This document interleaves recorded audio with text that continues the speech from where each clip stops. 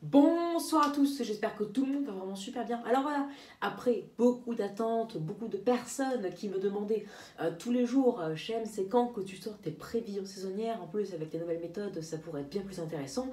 Et ben enfin, ça y est, c'est aujourd'hui que mes premières prévisions saisonnières pour votre hiver 2022-2023 sortent.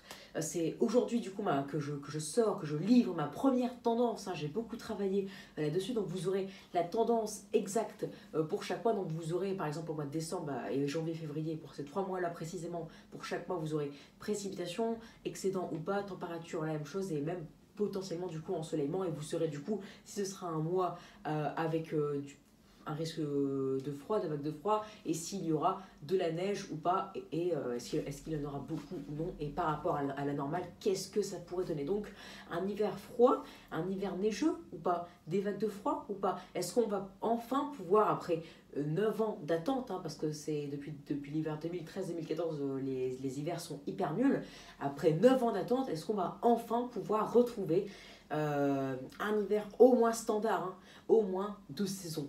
Ou alors est-ce qu'on va rester dans cette série nulle, vraiment nulle à chier concrètement, d'hiver doux, ou va-t-on, comme l'hiver 2012-2013, retomber dans un hiver froid? Réponse dans cette vidéo, bien entendu la tendance peut encore changer, c'est pour ça que je ferai une vidéo de prévision saisonnière pour cet hiver 2022-2023 par mois, donc il y en aura une vers la mi-juillet ou la fin juillet, une fin août, une fin septembre, etc. jusque fin novembre. Donc il y aura encore 5 vidéos après celle-ci de ce genre. Pour faire évoluer la tendance, comme ça s'il y a des changements, je vous en fais part et je vous laisse pas dans le doute comme ça, parce qu'après mes prévisions, s'il y a des changements, mes prévisions d'aujourd'hui, elles ne valent rien. Voilà, donc nous sommes partis après 2 minutes d'introduction. Alors, donc pour votre mois de décembre, qu'est-ce qui pourrait se passer? Alors d'après mes prévisions, ma nouvelle méthode, on devrait s'attendre à un temps assez doux et humide, avec un excédent de température d'environ +1 à +1,5, donc un mois doux. Bien doux quand même, hein. C'est pas un léger excédent, là c'est quand même bien doux, c'est la douceur qui prend bien le relais. Pourquoi pas +2, hein, là on reste plus dans un +1, +1,5, mais ça peut aller au-delà, +2, +2,5, mais voilà, 2,5 ça va trop loin, mais on peut atteindre par exemple les +2, c'est possible. Donc en tout cas on serait dans une belle douceur, belle grosse douceur, avec un excédent de +1 à +1,5, mais comme je vous l'ai dit, humide, donc des précipitations qui seraient excédentaires par rapport à la normale de +20 à +40%, donc des perturbations océaniques à gogo. Or, en revanche, vous savez que décembre 2012 a été doux.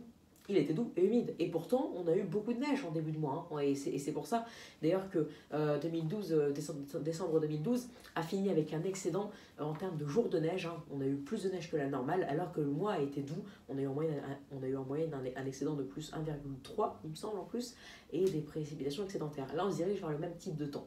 Des précipitations bien excédentaires, et des températures bien au-dessus des normes, enfin, avec au final un temps bien doux en fin de mois, pas non plus exceptionnel et pas un léger, vraiment bien doux tout court. Et pourtant, c'est comme 2012. Donc ça n'exclut pas qu'on ait des périodes hivernales. En 2012, on a eu limite une vague de froid, on a eu de la neige en première quinzaine, des épisodes de neige à gogo, donc ça n'exclut pas qu'il y ait des périodes froides. Et vu que le temps serait humide, alors durant ces périodes froides, on pourra avoir de l'humidité. Froid humide, ça fait neige. On pourra avoir du coup des coups de froid avec de la neige potentiellement lors de ce mois de décembre. Ce n'est pas exclu, même si ce qui pourrait ressortir en moyenne, c'est la douceur et l'humidité. Alors après, quand ça pourra arriver, on ne sait pas, mais en tout cas, début décembre pourrait commencer dans une certaine douceur océanique, avec un flux d'ouest à nord-ouest, donc douceur à peu près, enfin plutôt ouest même, et après ça pourrait progressivement tourner au nord, ensuite un flux nord-est en fin de mois, donc un temps plus sec, mais quand ça tournerait au nord-ouest, nord ou nord-nord-est, on pourra avoir des coups de froid en seconde quinzaine du coup, avec les potentiels premiers épisodes de neige, enfin si ce n'est pas déjà arrivé en novembre. Je vous invite d'ailleurs à regarder ma prévision saisonnière pour l'automne. Donc des potentielles neiges en pleine, voilà. Donc ça n'exclut pas qu'il y ait de la neige, mais qu'il y ait de la neige et du froid, hein, notamment comme 2012 où on a eu même plus de neige que la normale. Si on pouvait avoir ça tout l'hiver, ce serait excellent, même si le côté doux et le côté doux, voire très doux ressort. Donc on pourrait quand même avoir des périodes hivernales, ne vous inquiétez pas. En tout cas, il ne serait pas pire ce mois de décembre que ces dernières années en termes de neige, de froid, tout ça. Voilà, en tout cas, il serait quand même doux et humide, donc pas vraiment d'hiver qui serait pour l'instant présent. Maintenant, passons au mois de janvier. Qu'est-ce qui pourrait se passer? Alors là, vous serez assez content parce que mes prévisions, ma méthode penchent vers un mois de janvier froid avec un déficit d'environ 1 degré. Alors on ne sait pas, je ne sais pas encore trop si on se dirige plus vers un déficit de 1 degré. En tout cas, moi, je prévois un déficit d'environ 1 à 1,5 degré. Alors pour l'instant, avec l'effet hiver doux en France depuis 2014, je pencherai plus vers un déficit d'environ moins 0,5 à moins 1.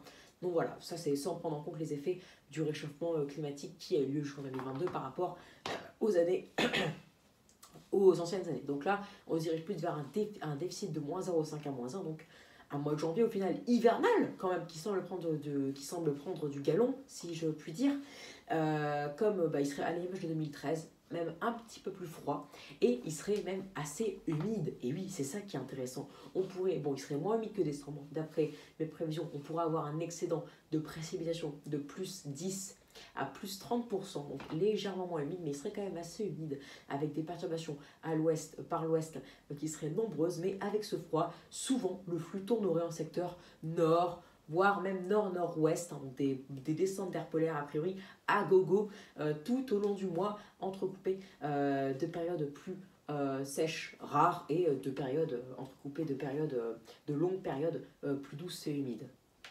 Voilà, donc un mois froid humide qui ressort, et de la neige du coup pourrait être présente. En tout cas, on pourrait même être en excédent de nombre de jours de neige, donc beaucoup de neige à prévoir, a priori, en tout cas plus que la normale a priori. Donc ça pourrait faire des zéros. D'ailleurs, le risque de vague de froid remonte. Il reste assez faible, mais il est présent. Faible, pourquoi? Parce qu'on serait dans un temps majoritairement humide et en vague de froid, et donc on n'aurait pas de flux de nord-est, donc pas de vague de froid a priori. Pour une vague de froid, il faut un flux de nord-est. Là, on aurait plus un flux océanique ou nordique. Donc voilà, a priori, pas de vague de froid, mais ce n'est pas exclu, par exemple en fin de mois, qu'on puisse avoir un flux d'est, donc un beau Moscou-Paris qui pourrait arriver. Ce n'est pas exclu. Ensuite, passons au dernier mois de cet hiver, qui est le mois de février 2023, du coup. D'ailleurs, si j'ai dit janvier 2022, je me suis trompée, c'est du coup janvier 2023. Alors, février 2023, à quoi s'attendre? Et le temps passe très vite. Alors, bon, là, je suis un peu déçue de ce que je peux prévoir, mais bon, c'est possible. En tout cas, en plus, c'est ce qu'on a connu ces dernières années, donc il n'y a rien de nouveau, sauf en 2018. On se dirige vers un mois de février, d'après mes prévisions, doux et assez sec, donc un excédent de plus 1 à plus 2 degrés, et des précipitations déficitaires de 10 à 40%. Alors oui, la fourchette est très grande, 10 et 40%, mais c'est normal parce qu'on ne sait pas si on aurait quand même des périodes plutôt océaniques, donc qui rapprocheraient le déficit à 0%, ou alors on aurait un temps que des flux continentaux, avec donc un déficit qui se rapprocherait des 40-50%. On a une fourchette à moins 10, moins 40%, donc dans tous les cas, elle serait assez déficitaire. Les précipitations seraient dans tous les cas déficitaires à très déficitaires, légèrement déficitaire à très déficitaire en France, donc en moyenne déficitaire, donc avec un anticyclone qui serait quand même majoritairement présent et un temps plus doux. Voilà, donc comme on a connu en février 2021 et février 2022, malgré la vague de froid en 2021 qui n'avait touché, que la moitié nord. Donc voilà, une fin d'hiver, une troisième partie d'hiver qui serait douce et sèche, mais ça n'exclut pas en début de mois, comme en 2021, du froid, un peu de neige, et en seconde quinzaine un temps plus doux avec le retour d'un temps printanier, comme on connaît maintenant depuis 2019 notamment. Donc, à quoi s'attendre pour cet hiver? Qu'est-ce qu'on pourra avoir au final? Parce que je vous dis décembre doux, je vous dis janvier doux, et je vous dis février doux et sec. Janvier froid, et je vous dis février doux et sec. Qu'est-ce qui va se passer alors? Du coup, en moyenne, si on fait la moyenne, alors décembre, on pourrait du coup connaître un excédent de plus 1 plus 1,5, donc avec janvier, voilà, on va dire plus 1,25, avec janvier en moyenne moins 0,75, donc ça fait pour décembre et janvier plus 0,5, et février avec la moyenne, donc ça fait plus 1,5 en moyenne, donc ça fait en moyenne plus 2, et divisé par 3, par les 3 mois, on aurait du coup un hiver assez doux et potentiellement humide qui pourrait arriver sur la France avec donc un excédent de précipitation, donc un hiver avec un excédent de plus 0,5 à plus 0,8, donc un hiver assez doux, relativement doux, pas très doux non plus, hein. C'est pas du tout comme ce qu'on a connu en 2021 et enfin notamment 2022-2020, pas du tout. On serait plus dans un hiver type 2018, sauf que là du coup février 2018 prend la place de janvier et janvier prend la place de février. Donc ça s'inverse, les 2 mois s'inversent. Donc voilà, on pourrait connaître un hiver donc, légèrement assez doux au final, parce que plus 0,5, plus 0,6, plus 0,7, c'est quand même un excédent qui est assez haut quand même, hein, sur 3 mois. Mais donc voilà, l'hiver serait assez doux, pas trop, pas dans l'excès, pas un excédent de plus 1, plus 2 comme ces derniers hivers en moyenne, mais un hiver assez doux et assez humide, hein.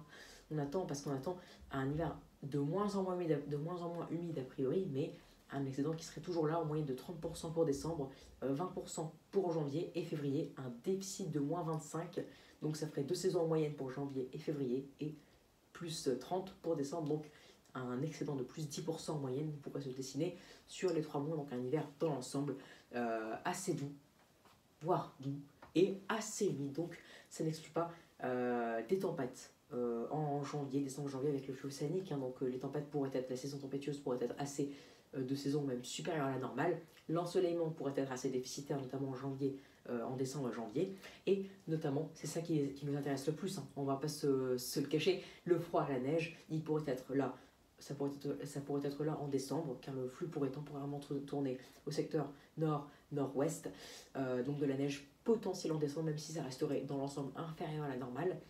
Janvier, neige et froid supérieur à la normale, car on aura un déficit de température et un temps plus humide, donc ça favorise en période froide l'arrivée, on est davantage d'humidité, donc de neige du coup, et en février, bien inférieur à la normale, car doux et sec.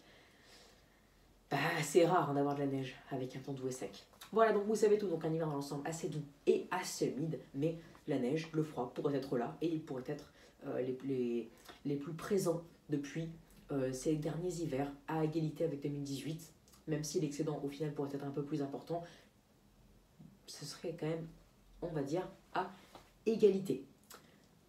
Voilà, donc les amis, du coup j'espère que cette vidéo vous aura plu. Abonnez-vous, likez, partagez et n'hésitez surtout pas à me donner des idées pour mes futures vidéos. C'est qu'une tendance pour l'instant, c'est qu'une prévision pour l'instant qui n'est pas encore fiable. Nous sommes à 6 mois d'échéance, enfin 5 bons mois d'échéance de cet hiver.